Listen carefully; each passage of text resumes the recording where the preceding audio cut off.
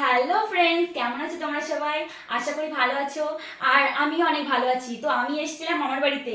আর এখান থেকে মামার বাড়ি থেকে একটুখানি তালতলা, আর আমি ওখানে যাবো না সেটা হতেই পারে না। দেখো আমি রেডি হয়ে গেছি তালতলায় যাওয়ার জন্য।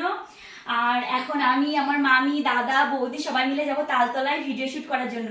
তো চলো তালতলায় গিয়ে দেখা হচ্ছে। আর আমাকে এই শাড়িটা পরে কেমন লাগছে সেটা কমেন্ট করে বন্ধুরা, জানিও। তোমাদের কাছে আমার একটাই রিকোয়েস্ট, প্লিজ আমাকে একটু সাপোর্ট করো। তোমাদের সাপোর্ট ছাড়া আমি কখনোই উপরে উঠতে পারবো না।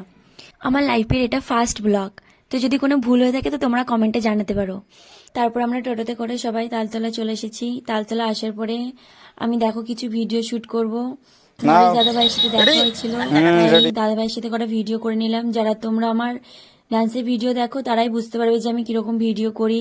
আর দাদাভাইয়ের সাথে কি কি গানে ভিডিও করলাম সেগুলোও দেখতে পাবে আমার ডান্সের ভিডিও যদি দেখো। আমার তো ভিডিও করা হয়ে গেছে। আর তোমরা যারা তালতলায় যেতে চাও যেতে পারো, জায়গাটা মোটামুটি ভালো। যারা ডান্সের ভিডিও শুট করো তাদের জন্য জায়গাটা মোটামুটি ভালো।